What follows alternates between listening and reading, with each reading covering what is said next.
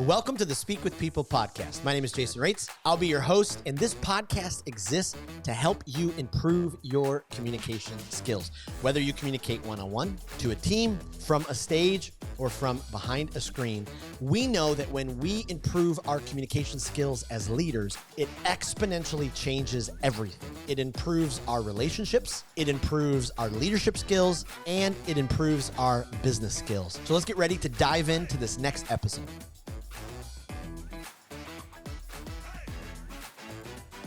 Well, have you ever wanted to live a great story with your life? Do you wonder what it would be like to truly live an outstanding life? So many leaders that I talk to just think that the life that they have, they can't live a great life with. And that's just not the case.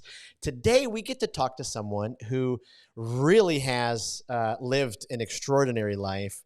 He was the youngest and last ringmaster for Ringling Brothers and Barnum and Bailey Circus. A performer with an unbelievable list of credentials, has performed for world leaders. And we're going to talk a whole lot more about that in this story and what he's learned about living a great life. I am beyond honored to have him on the podcast. Welcome, Jonathan Lee Iverson, to the Speak with People podcast. Thank you for having me. I really appreciate being here. I love it. Well, and thank you. I know that you're traveling right now and you've made this time work out. And we're so excited. Why don't you take us into a little bit of your story so our listeners can dive under the surface a little bit, and we'd love to hear that. Absolutely. Well, I'm Johnathan Lee Iverson. That's Johnathan. I am the son of a Southern Belle via Arkansas and a wonderful, beautiful immigrant male named Trevor from Trinidad Tobago. And the reason why that JOH is very important is because of my Southern roots. My beloved mother, attending a funeral of her cousin many years ago, many years ago, she thought her whole life his name was Johnathan. And so she was sitting at the funeral. She looked on the obituary and it said Jonathan in the traditional sense, Jon. And she's trying to reason with Southern relatives, but got nowhere. So she said unto herself, if I ever have a son, I'm going to make sure he has the H in his name so they know it's Jonathan. So let's just say my origin story begins with specifics. Yes. So my brother actually named me. My brother's name is David. And he named me after the one, in accordance to the wonderful friendship that's detailed in scripture about David and Jonathan. So he's older than me, and he was an only child for a while. So he wanted a brother, and he wanted somebody who would be his friend. And so he named me, and so that's how I got my name. I had this really interesting entrance into the world. I had a 25% chance of actually making it. Wow. But I did. And I can tell you my childhood was really one that was very pleasant and rather serene, considering what New York City was back in the late 70s and 80s. I always tell people I'm pre-Starbucks New York. You don't want to mess with me. I'm New York when, Times Square was the red light district. Yes. And so I was growing up in there, and somewhere in this beautiful village of Harlem, which wasn't always so beautiful, was this song of hope called the Boys Choir of Harlem. My interest in them only came due to the fact that I wanted to travel. I just wanted to see the world. I was already in New York, which is just ensconced with so many different, where I'm ensconced with so many different cultures and people, and my neighborhood was highly diverse. And so I was curious. And I saw this special on CBS, I believe, on the Boys Choir of Harlem. And my mother talked me into it. I was about 11 years old. And, I did a little singing in church. And so I said, oh, yeah, that'll be like church choir. Yeah, sure, I'll go do that. And I got in. And it was wonderful. No one told me I had to work. I didn't realize this was a world-class organization and that one of those kids would either have to just drop dead for you to get that spot. Wow. Because, they were serious. These kids looked like me. They were knuckleheads like me, but they didn't operate like I did. Wow. And they operated on a very high level when it came to this choir thing. And the choir was broken up in, like, back then it was broken up into four tiers when I first started.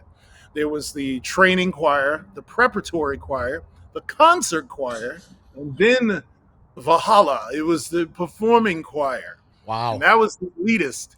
And it was work, man. I learned very early how to be disappointed. I was forced to finish what I started. I had beautiful, mean teachers Mm. who were excellent at what they did, who loved me enough to not allow me to be mediocre. And my mother, God bless her, she wouldn't let me quit. I wanted to quit every other week. And she's like, no, you're going to go back. You're going to finish what you started. I was 11. It was 18 months before I even hit the stage. Wow. And of course, for an 11-year-old, that's like 18 years. And I tell you, though, when I finally did, I realized why it took me so long, because when I finally did, because they wean you into the program was really, really rigorous, though beautiful, because we did everything from classical to Black American spirituals to easy listening jazz, the Great American Songbook, Great. Gershwin, Nat King Cole, stuff like that, to popular music, Earth, Wind, and Fire, whatever was current. And so there was choreography in the second half, basically.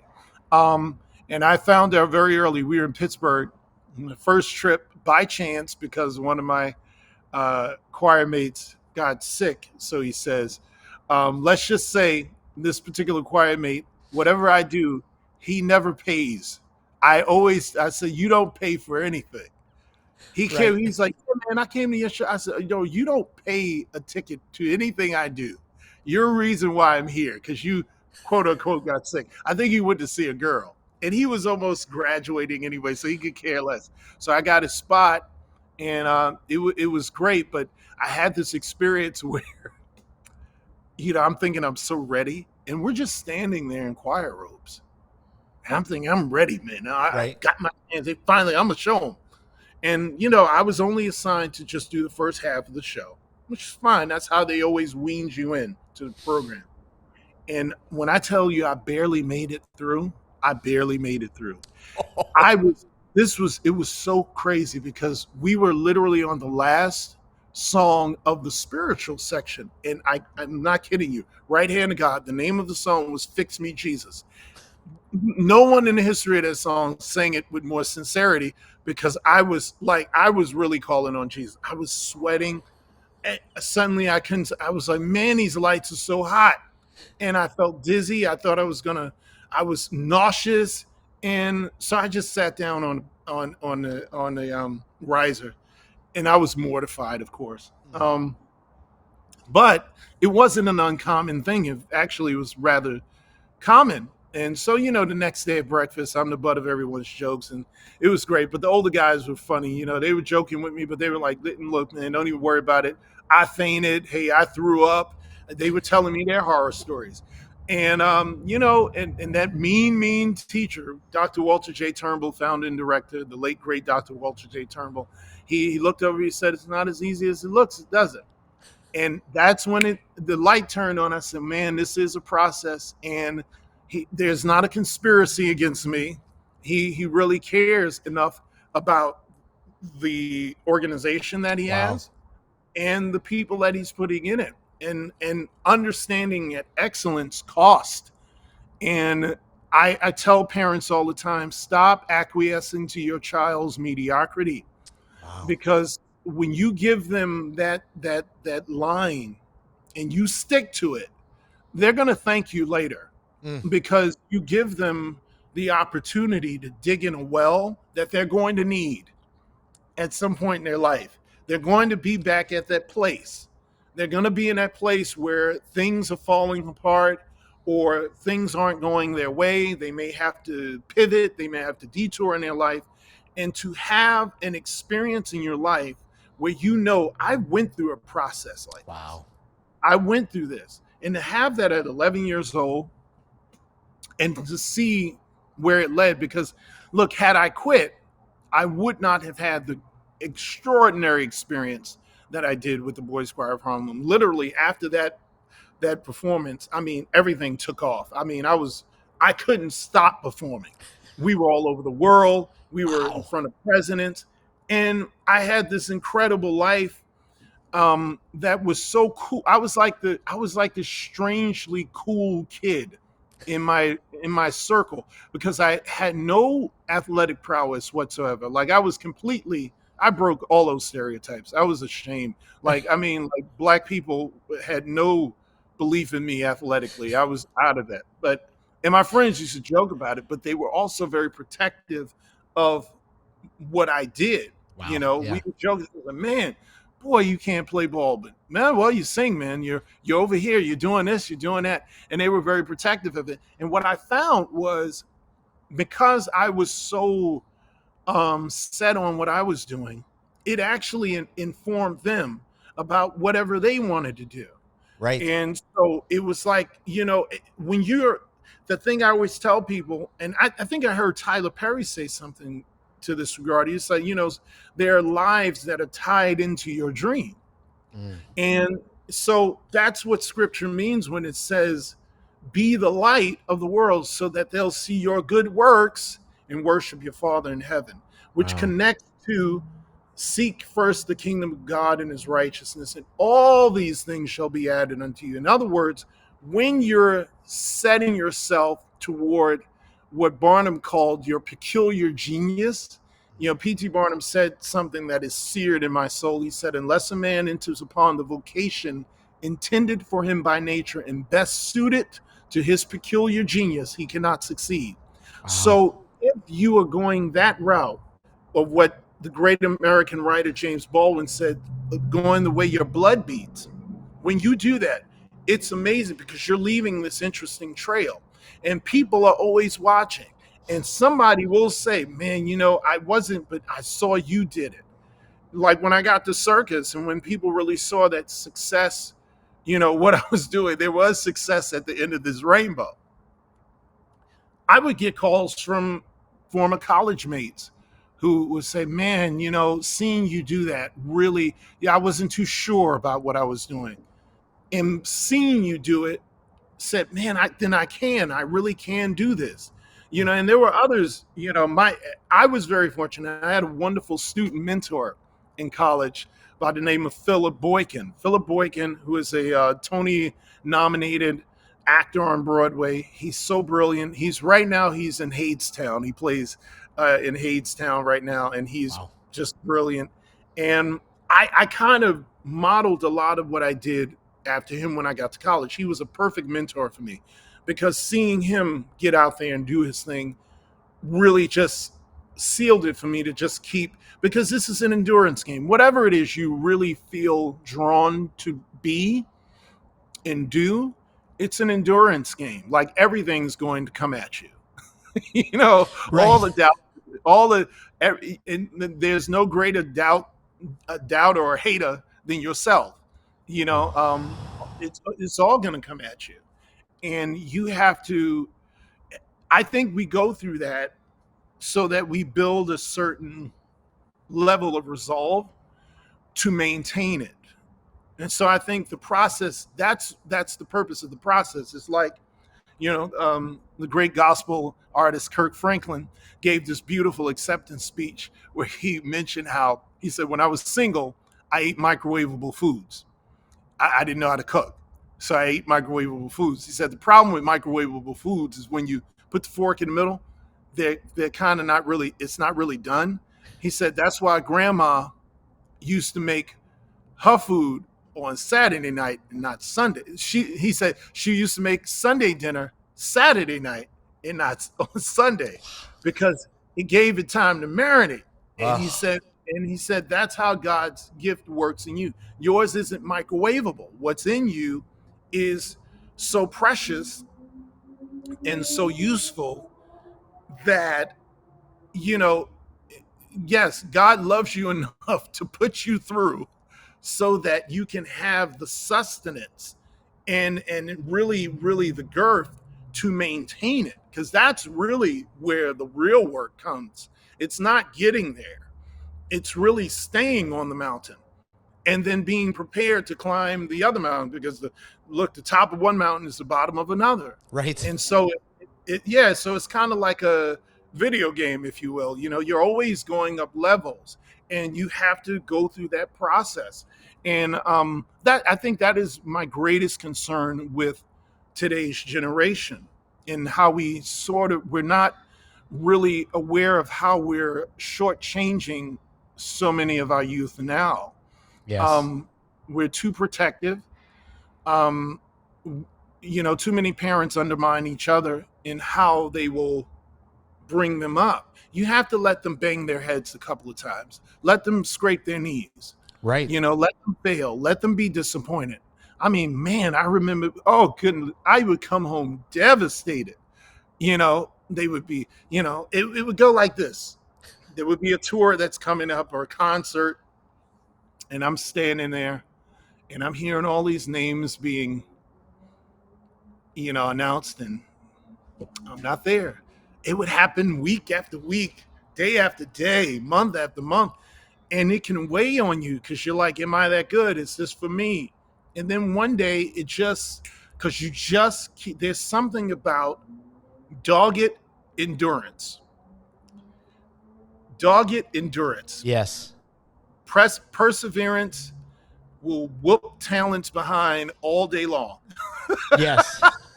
You know, I'm a big fight fan, and my favorite boxer of all time is Sugar Ray Leonard. Yes.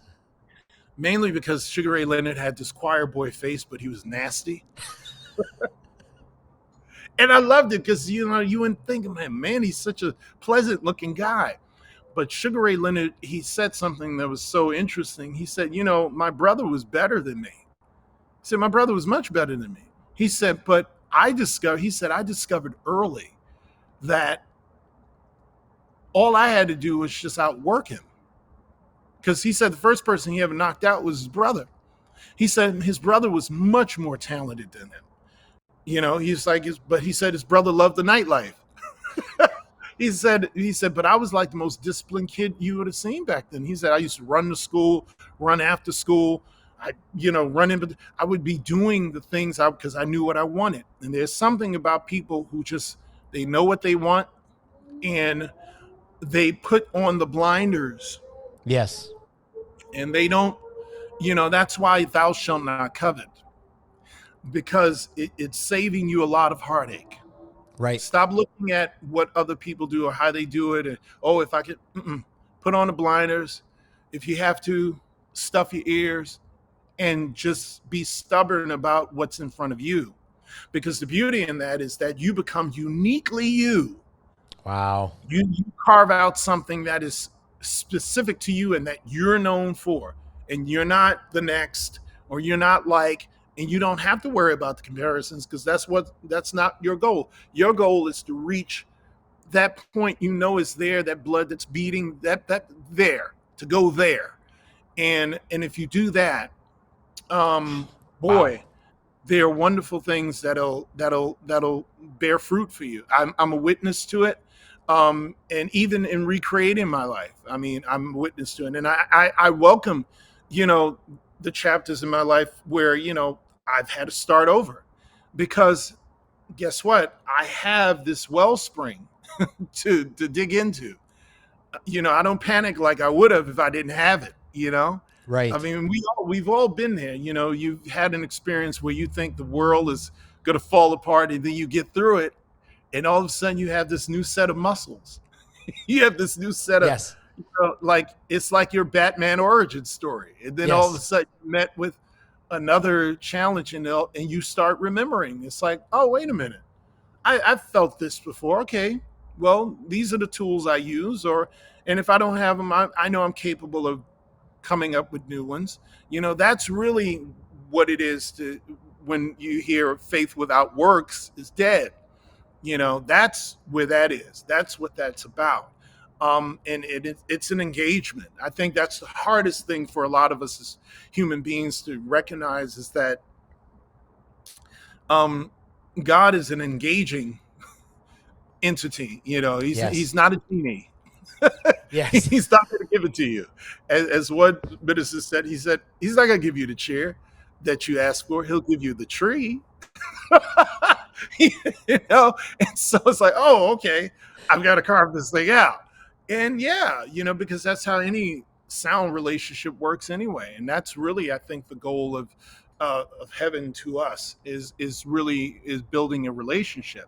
And you have to go to work. I mean, and when you look at a lot of things out there, I mean, that's what it all comes at. You have to work. Yes. I'm not a big believer in grinding.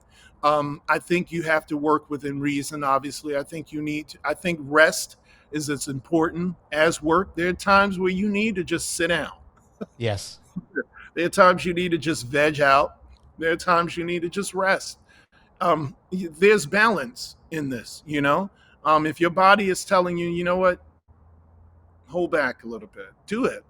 If your mind is telling you, look, go over there, veg out, go watch that Netflix series. It's fine. Yes.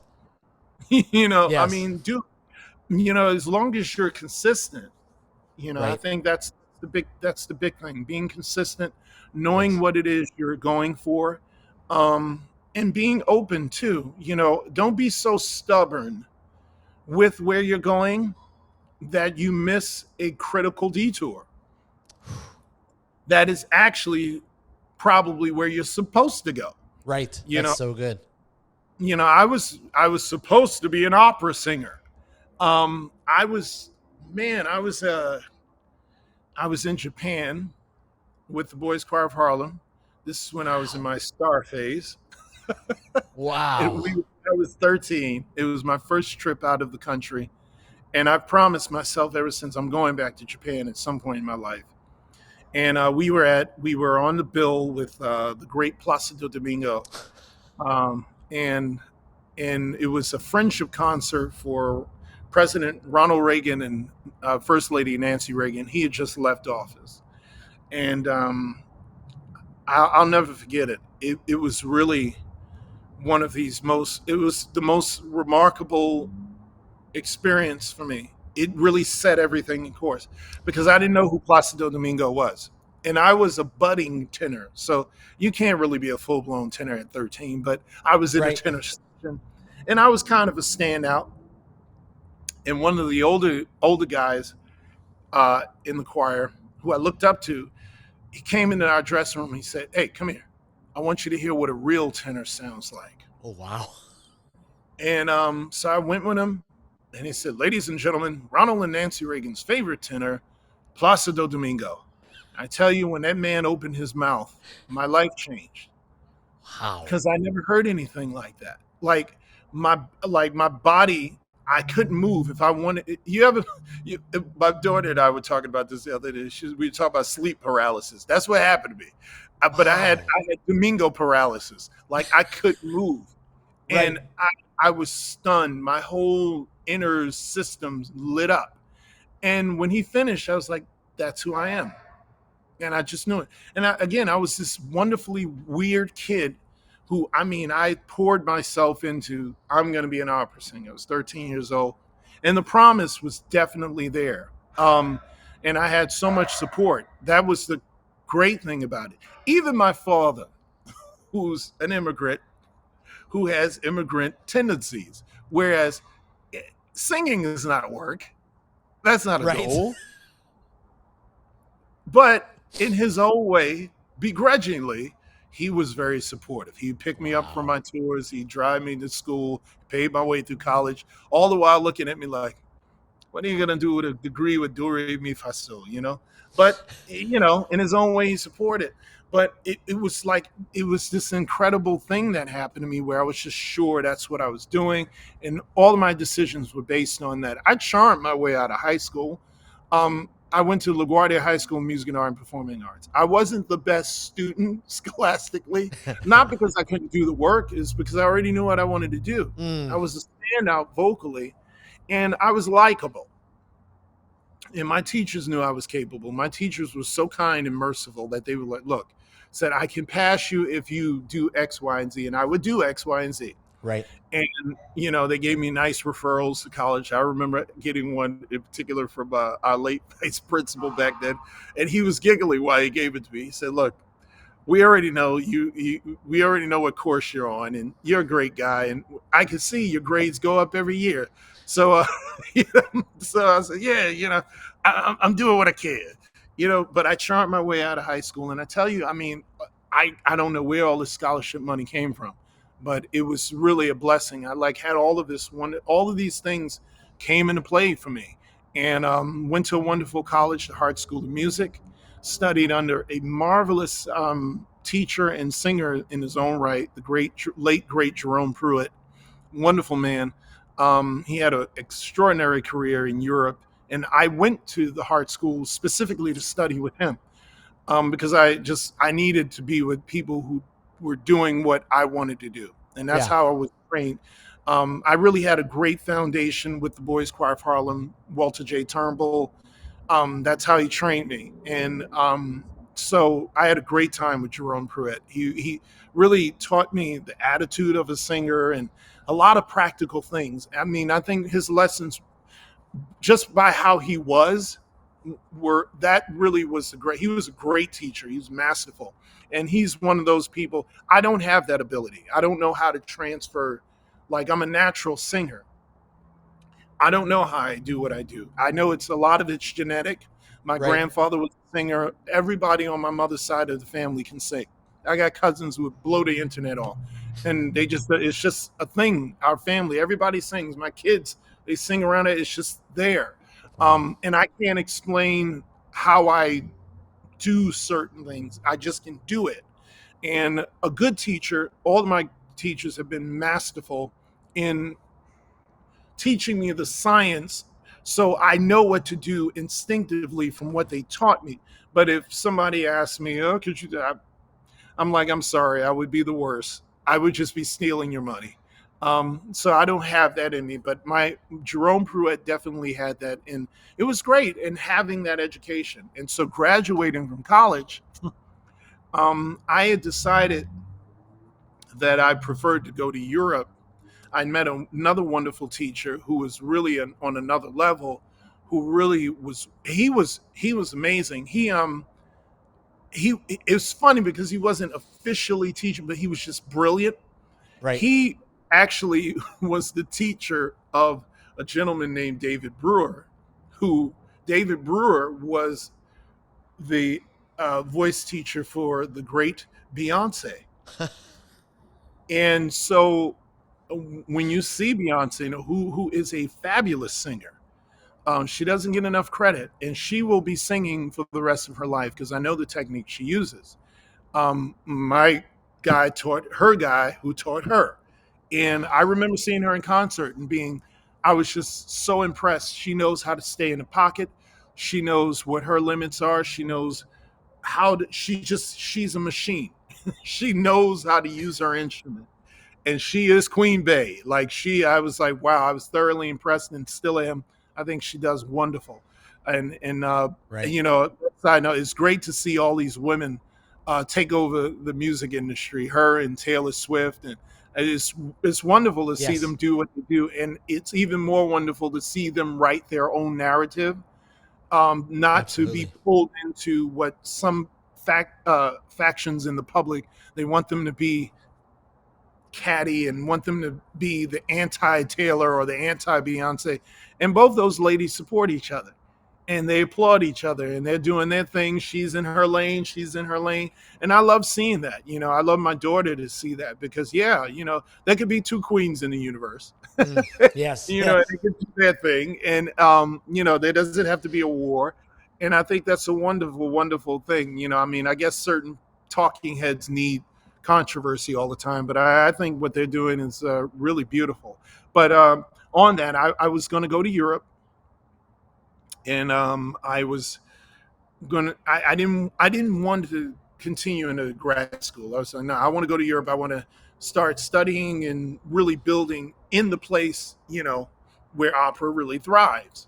And I knew it was going to take time because I was still very young, and opera really is a grown man's sport, and it's a grown woman's sport. You really have to build up certain things, and singing is sort of for crazy people, if you ask me, because it's a living instrument. It's God's only the only instrument God ever created. It's a Right. living instrument, and so your life experiences inform you, how your body grows, certain things you may go through, maybe illnesses, maybe, um, the way you care for it. I mean, with women, it's a whole thing. I mean, they can get pregnant, they give life, they go through different hormonal changes, and men do too at some point.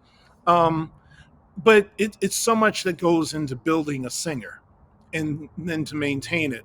And if you notice, or at least I've noticed, that most of my favorite singers are they always they're usually older. I don't really listen to a lot of young 20 something because they ain't singing about nothing. Right. I mean, like, I don't want 1940s Frank. Give me 1960s, 1970s Frank Sinatra. Right. You Get a know, little life in you. yeah, I mean, oh, you can feel every lyric, you can feel those notes. And same as Sarah Vaughan, who to me is the greatest singer to ever breathe. Like, the older she got, it was just much, she just had this facility that was just divine. They called her the divine one because it really was. It just was. I mean, it just, man, it gives me, yeah, it just gives me goosebumps all over my body thinking about it. I almost failed a class because of Sarah Vaughan, because I was studying her so much. I was late.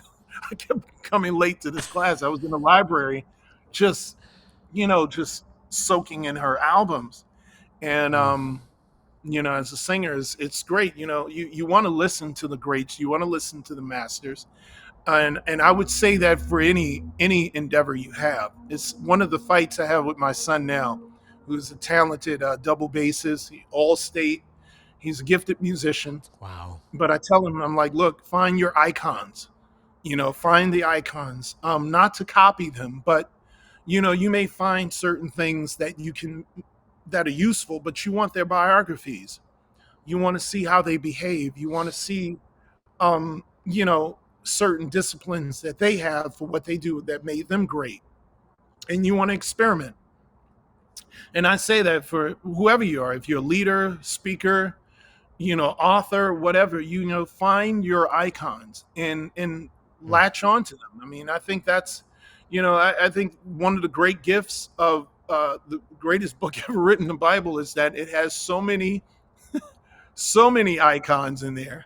Like, Right. there's no reason why people should be doing the stuff that they're doing, because they have enough stupid and crazy people in that book to Exactly. from keep you from displeasing the Lord. I mean, like, Exactly. the icons in there, like, incredible. And it's like, man, just learn. Yep. As I always tell my kids, I said, listen, you honor your parents only for two reasons, not because we're honorable. You honor us only for two reasons. One, you're alive. And Right. and B, we're a cheat code.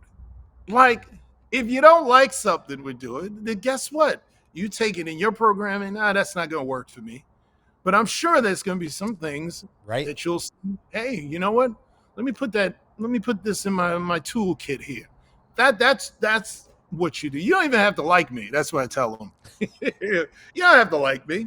Just eat, learn from it. And I believe in that strongly. And so, yeah, I was going to study in Europe, and I had to raise money first. So uh, I started auditioning for various things. And I auditioned for a wonderful dinner theater. And at the audition, it was so amazing because I was really fresh. My voice was really, really, really in shape. I had been singing all summer. And so I was, out there. And so I got that. The dinner theater, it was the Fireside Dinner Theater show. But what I didn't know was the director of the dinner theater was also directing Ringling Brothers. Ah. And he was on the lookout for a ringmaster. But When they called me about it, it was so funny. It felt like I was getting a call from the CIA. He said, but we really want a singing ringmaster. Like most people, I'm ignorant about circus. I had no idea the circus had such a robust musical legacy. Um, you look up names like P.G. Lowry, and others, Merle, good Lord, what's his name? My goodness, he was a legend. Anyway, you look up certain names. I didn't realize that, it was because of circus, musical genres like ragtime and jazz were were spread so rapidly because of the Yes. musicians they had. Um, the first, as far as I know, with Ringling Brothers at least, the first singing ringmaster was a gentleman by the name of Harold Ronk, and he was amazing. He was also operatically trained. I believe he and I, our birthdays are a day apart. I actually got to meet him. He's since passed away, but I met him my first year when we visited Chicago. Very charming man, still had his voice. And so I was like, I just thought this was such a strange phone call. I said, yeah, sure. All I was thinking as a bachelor back then was like, well, Ringmaster, man, that's going to be a heck of a pickup line. So I Right. said, yeah, sure, I'll audition. And it was not, served to me on a platter. I was up against like 30 others who Wow. were going for the same role. And it was like, I think I auditioned about 2 or 3 times. And then the rest was history. And so the plan was I was going to do this Ringling Brothers thing for like a year, 2 years, get me some money, and then go to Europe. And that didn't work out because, as this one ringmaster, the late great John Fugate, once told me, he said, "Look, young man, when the sawdust gets in your veins, you'll never be the same." Wow. And he was so right. I mean, for the last 25 plus years, it's like there's nothing like it. Um, I'm ensconced in a place where no one's here because it's a backup plan. Everybody is here because the myth is people run away and join the circus. That's not true. The circus literally pulls you in by some way.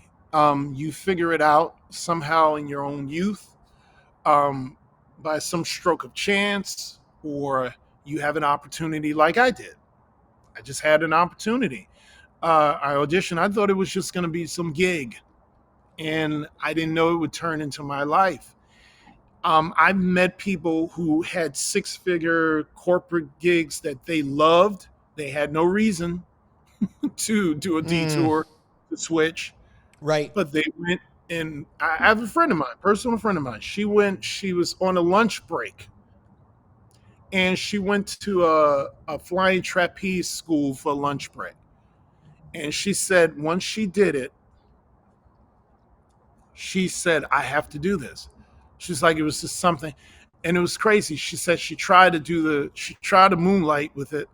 She said, and that wasn't working. And so she quit her job. Her mother lost her mind. Her boss nearly cursed out.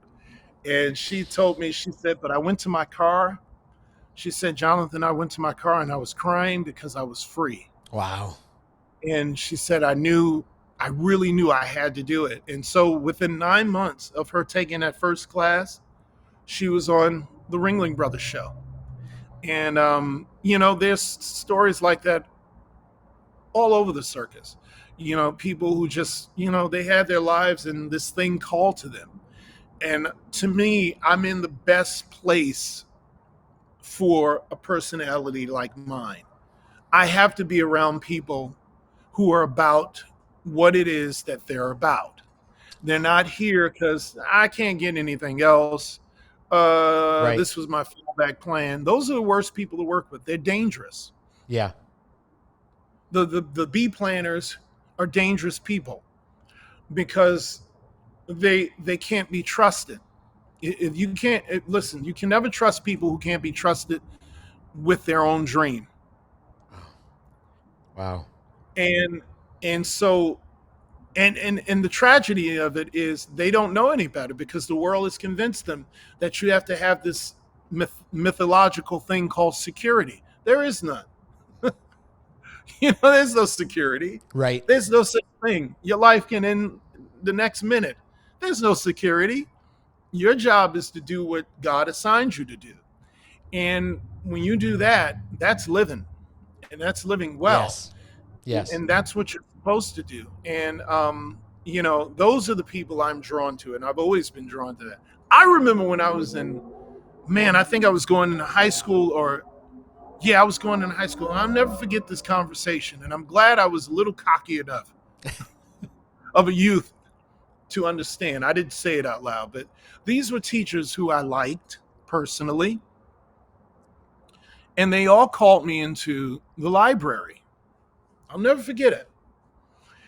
And they were like, "Look, we know, you really want to do this, sing and music and everything like we did. Like we understand, but have the B plan." They all said this. Right.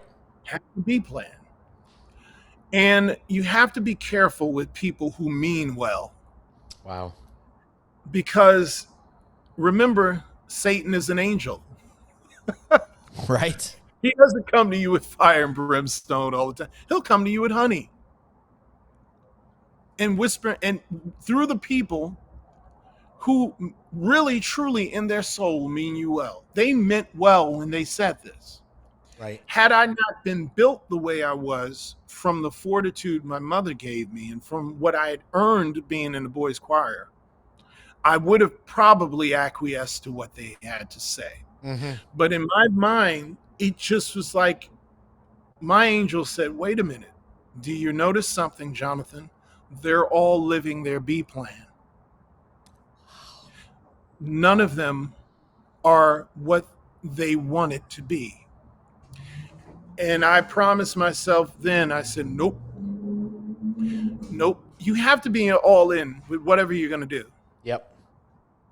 Can you imagine, you're at your wedding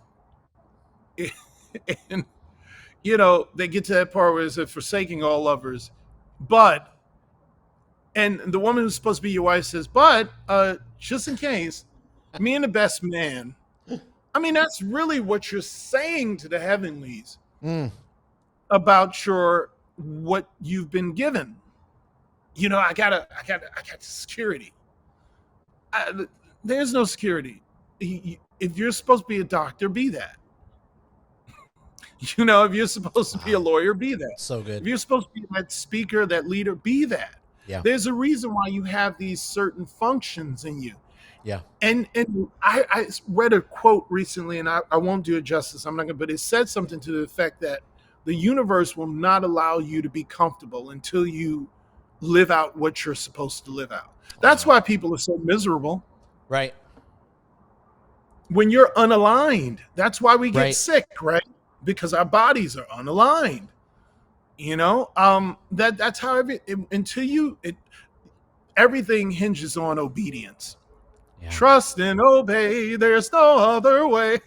Right. It's true. Obedience is better than sacrifice. Obedience is better than your securities. Just obey. Wow. That's all you have to just obey. If you would obey, everything is going to work out. Right. Right. Just obey that. I love that. Can you speak to the person, and you've been doing this, I love this. I mean, you've given us such amazing wisdom and insight into this, but that person who's right on the edge of like, okay, I know that I have something in me to live a great story with my life, push them over the edge. So they take that. I mean, you just gave us that great stuff, but speak to that leader for a second who is ready to. I know that feeling. I think that's what makes the story so great, right? It's because we all come to that decision-making point. And the fact is, the overwhelming majority of us make the wrong decision. Right. Right. As great speakers have said in the past, the richest place in the world is the graveyard. I mean, you have all these unfulfilled. I mean, I just want you to think of the nightmare. Someone once told me something that was so chilling. They say, hell is when you meet the person you were supposed to be. Wow. That's what haunts people. I think the great Maya Angelou said it best. There's a torment when you have a song that is sung inside you. There's a kind of torment you carry, and a lot of people, what you can almost see it on them. I want you to imagine what your life would be if you never did it. Wow. Just imagine what it is if you never did it, if you never try. See, the beauty of trying is you still succeed because, look, at least you went for it. Yep. You went for it. It's like fighting the bully. Yeah, you may have got knocked out, but you know what? 9 times out of 10, that bully's not going to bother you no more. Right. Even if you lose the Right. fight, because that's usually how it works. The bully tends to have respect.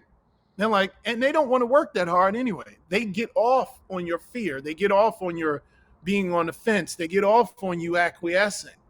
But what if you stood up to him? And you stand up to him and it's like, oh, okay. I've seen it. We see that all the time. Sometimes they want to recruit you after that. Right. It's like, okay. But and thank God for the bully, because it kind of helps you get that kind of fortitude, helps you to discover that part of yourself that, actually I am worthy of being in this spot. So and I'm going to do whatever I need to do to be here and get past you. And believe me, life isn't as tough as you think. Life will bend to your will. Yes. Because life doesn't want to, because I've discovered that the human will has to be the most remarkable miracle in existence. Has to be. I mean, you think of all the stories of people who've overcome just enormous things. Yep. Who are walking around on sheer will. I mean, you have this, again, I'm a fight fan, so there's this guy named Francis Ngannou. I mean, if you read Francis Ngannou's story, MMA fans will know who I'm talking about, definitely. This guy comes from Cameroon. His story reads like the freaking Iliad or something. It's like he shouldn't even exist. Like if I told you, like if somebody told me about this guy in preschool, I'd go, oh, wow, that's wonderful. Oh, wow, that's a beautiful make-believe story. But this is a real person. I'm the chairman of the board for a wonderful organization called Omnium Circus. And Omnium Circus, the purpose of Omnium Circus is to broaden the big top 10. And so we're unique in the performing arts in that we have the only fully inclusive performing arts institution in the world, which doesn't just recognize people of different faces, nations, and races and genders, but also the oft ignored neighbors in the disabled community. So I work with people whose bodies don't work like mine. And they do extraordinary things that me, fully limbed, 6'4", won't even think of doing. Remember, I'm this 6'4" black guy who cannot play ball. And I've worked with this extraordinary aerialist named Jen Bricker-Bauer, who would be a wonderful subject for you. This woman, I mean, she's funny. Gosh, she's fun. She's an amazing personality. Born with no legs, given up for adoption. Wow. And she was fortunate to end up with this family that made it clear to her that can't will not be a part of her vocabulary. Wow. And well, she ran on that because she said, well, since they told me, I had this thing about athletics. And so when I came to them and said, hey, I want to try XYZ, I want to try gymnastics, I want to try this, that, and other, everything had to be, okay, now how do we figure this out? She has no legs. And she excelled in multiple sports. She's this amazing aerialist. Her and her husband, they do this double aerial act, and he plays the trombone. It's just beautiful. Woman has no legs. So her upper body is amazing. you know, and she's just I work with people like that who literally have turned something that, could make you a victim, woe is me, and by sheer will and faith said, no, I'm Yes. gonna fly. How about that? I'm Wow. gonna That's the beauty of the human will. And Yeah. so I would say to anybody who's on the fence, who's doubting themselves, and it's very important you learn to speak kindly about yourself, to not speak negatively, even jokingly, Yep. even in jest. Don't. You speak up about yourself because your words have life, and they vibrate into eternity. They Yep. vibrate into your system, and get around people who and fill your life, fill your soul with life giving things. That's why Yep. prayer and meditation and reading of scripture and listening to life-giving podcasts and speakers, that stuff matters. A lot of people think that's hokey and it's corny, but I tell you what, it's literally feeding into your emotional and spiritual bank Yes. account. Yes. And if you're doing that every day, if you're doing it daily and making it like really a part of your regimen. I mean, people, it's amazing to me. We will go to a gym for 45 minutes to 2 hours, 3 hours even, to work on a dead thing. We'll put so much investment in a dead thing. This body is going to break down and Yep. die. Yep. There's no way around it. Look, Arnold Schwarzenegger was once upon a time one of the greatest specimens to ever walk the earth. He is old now. And although he can do more than most 70 something year olds, he's still old. Yes. His Yep. body can't do certain things. And he spent hours that we can't even count for on that body. Now, imagine if you did that with your soul. Mm. Imagine if you did that with your mind. Imagine instead of listening to that useless music, you listen to actual life giving music. Imagine if you listen to your scriptures while you're in your car. Imagine if you created an environment for yourself. Instead of scrolling, you're finding great speeches on YouTube Yep. that you're constantly feeding, that you actually, as the great Gordon Parks said, that you will cultivate your inner circle as carefully as I chose your mother. He said this in a line. He said, I hope you choose your friends as carefully as I chose your mother. He was Wow. saying in a poem to his son. And I said, man, what a beautiful line. And I say that even to my children. Cultivate your inner circle. Who do you have around you that just by being around them, it causes you to elevate, Yes. causes you to want to, like, I remember I worked with this wonderful actress on a dinner theater show. And, I used to joke with her because I found out she graduated magna cum laude. And she said, I'm not this smart. She said, all that happened to me was I happened to end up being, when college, when they put me in, my roommates happened to all be nerds. They happened to be those people. So I kind of had no choice because, that was the energy of our environment. Mm. She said, and I ended up, she said, I'm not that smart. It's just the people I was hanging around. I mean, imagine if you cultivated your inner circle with people who were who let's just say, for lack of a better term, were better than you. So Who powerful. who iron sharpens iron. People you can glean from. Like, they always say you don't want to be the smartest guy in the room. You don't want to be the richest guy in the room. You want to be the person who's feeding off something, where you Yes. get to be quiet and you get to take it in. Just the very energy of it, you change. You start thinking differently. That's why I say, with great counsel, then you prepare for war because that's because you're getting perspectives that you never would have thought of on your own. Don't be so isolated. And I'm saying this as a person who loves my solitude. Solitude has its place, and you should covet your solitude, but don't be isolated. Mm.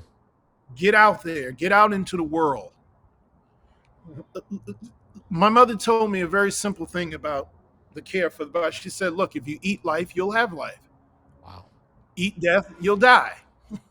And it says that in scripture, like, I mean, if you live by the spirit, you know, you'll gain the fruits of the spirit. You'll live. You live by the flesh, you're dead. And Yes. too many of us, too much. And what that really means is a lot of what we do is so carnal, it's so sensual. That's how we eat, that's how we interact. Everything has to feel, we're dopamine addicts. That's why so Right. many of us are stuck to these devices. And we have to become stewards of our minds and our souls. That, I think that's the big key, especially for those who are going to be leaders. You need it more than anybody, because Yes. leader, everybody's biting off of you. I mean, I tell people all the time, man, you hear these people, they love to complain about the churches and everything. And I asked them, I said, have you prayed for your pastor? True. Have you prayed for the leaders? I bet you haven't, but you want them you want them to visit you in the hospital again. You have no idea the things those people have to do. Pastors commit suicide too. Yeah. They have nervous breakdowns too. They have family issues too. Yeah. We don't think of the leaders because they seem so, and that's why we can't be idolaters. Those servants, whoever they're, your boss, the boss you can't stand. Have you ever bothered to pray for them or serve them in some kind of way that would let them know, what? Like, look, I see you, and I see the strides you have to take. I know it working here in the circus, man. I know for a fact, people say all the time, oh, you show own your own circus. I'm like, absolutely not. Nope. Nah. Every circus owner I know, I have so much respect for them, because it is, look, sure, they have the benefits of being the owner. They get the lion's share, as they should, but it is a mountain, man. It's a heck of a responsibility. So much you have to deal with. And Right. I really, and my goal is, as ringmaster here, at least here at Circus Vargas, where I'm at now, is to be an asset in any way I can for the owners who've given me this opportunity. That's what I encourage people to do. Bless others. Bless those people who are serving you in those positions. Give them your prayers. Send them a line of encouragement. Yes. Because they're left alone a lot. People just assume they have it all together, and because they have certain, I guess, assets, they don't need to be uplifted. They're Absolutely. hearing everybody's complaints, everybody's sucking out their energy all the time. They need something too. That's right. I love that. I love that. Oh my goodness, Jonathan, this has been so. I mean, I've literally taken 2 pages of notes. So much wisdom. I so appreciate you pouring yourself out. Before I let you go, oh my goodness, we want to provide our listeners for just some of the resources that you've turned to. I love that you talked about podcasts and going to great speeches. I mean, you've just given us so many great nuggets. Is there a speaker that you just, every time you hear them, they fill your cup, they check things off the box, they give you great content, someone that you'd recommend people go listen to? Oh, absolutely. I've always referred to the great Les Brown when I Yes. want when I want to get when I want to get when I really want to get some pep in me. The great Les Brown, because he's so practical. His life story, talk about the will. Again, he shouldn't exist. Right. He really shouldn't exist. I love Jim Rohn. I love Jim Rohn. Jim Rohn is like, he's kind of like that beautiful mean teacher. Right. He gives you practical things that are true, and he uses his own life. I like, what I would say to people is, if you're looking for, really, and this is why it's so important that you cultivate your spirit, because the more you cultivate your spirit, the more discerning you become, Yes. and you will be able to decipher the phonies from the real thing. Yes. And there are, I hate to say it, due to the web, you know, the World Wide Web has made geniuses into mediocrities. Right. And there are people who really have nothing to offer. They're Right. good at spinning the word. They're good at getting behind the microphone and they dazzle you. But if you poke them like that microwavable food, it's undone. Yes. They don't really have any substance. There's a reason why Les Brown has staying power. Jim Rohn, though he's gone, he still resonates to this day. Because these are people who they can pull from points in their lives. Right. That's where they're pulling from. Those are the people. That's what I meant when I said I only studied with vocalists who were doing what I wanted to do. Right. Because you need somebody with scars. You know, that's what made Yoda so great. Right? Yoda, he was in all those wars. Yes. You know, that's why he's so full of wisdom.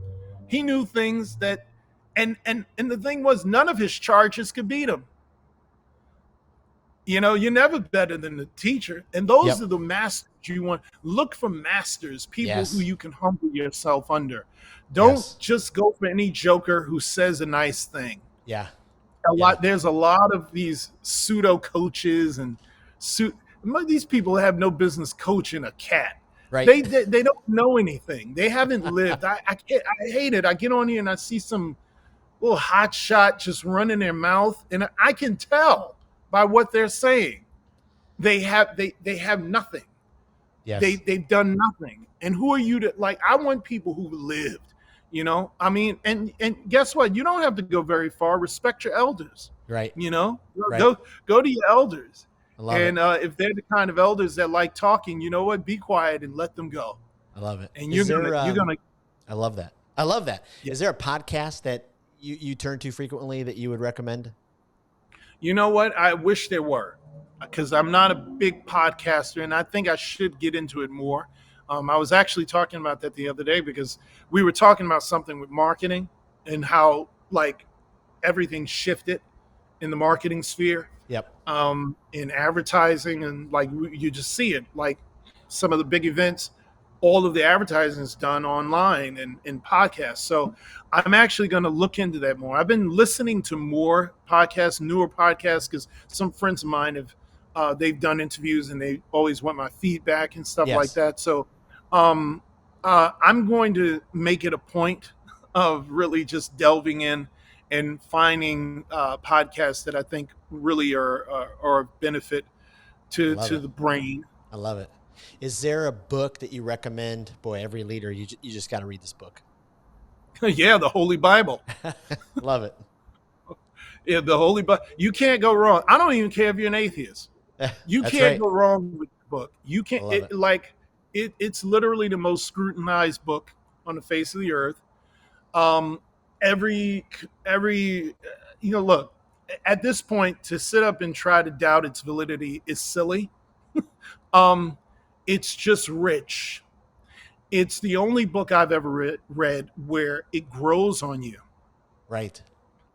No one, I don't care if you're the greatest theologian to ever walk the earth, even that they'll tell you, you can never know this book, because where you are at one point in your life, believe me, the book of Proverbs meant something very different to me when I was a teenager with a hot temper Right. than it does now as a grown man married with 2 children. Yes. You know, it took me years to realize, and this is funny. First of all, it has 31 chapters. Let's take the book of Proverbs, right? Right. 31 chapters. That means you can read a chapter a day every month and get through it. And it took me up until recently to realize that the genius of this book, the first 30 chapters is father and son. Mm. And if you read this book alone as a leader, you're going to get so much.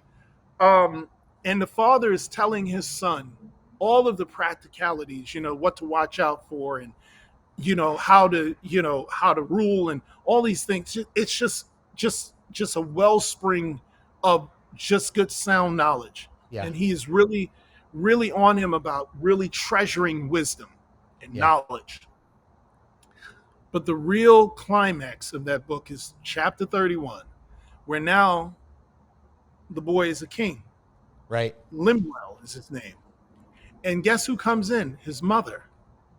And his mother comes in and she gives him the cherry on top. And that cherry on top, first of all, she teaches him, she teaches him why and how a king should act and purport himself. But she ends it with and I've heard many leaders say this, so this is absolutely true. She ends it with telling him the type of partner he is to attach himself to in a wife. She gives him a great detail of what this woman should be like, the kind of character she has. In other words, who you mate with will be your downfall or will be your elevation. Right. And I've seen great leaders up close and personal. Yeah. I told you about when I sang for Ronald and Nancy Reagan, right? Right. I saw it for myself. Right.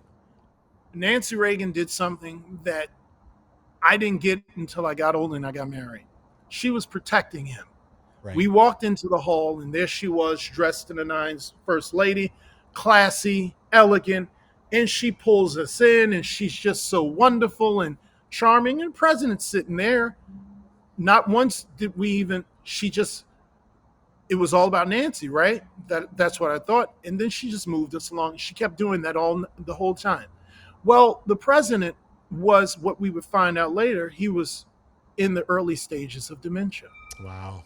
His wife was protecting him. Right. And when I realized that when I got older, I said, my goodness, that's the wonder of having a proper mate.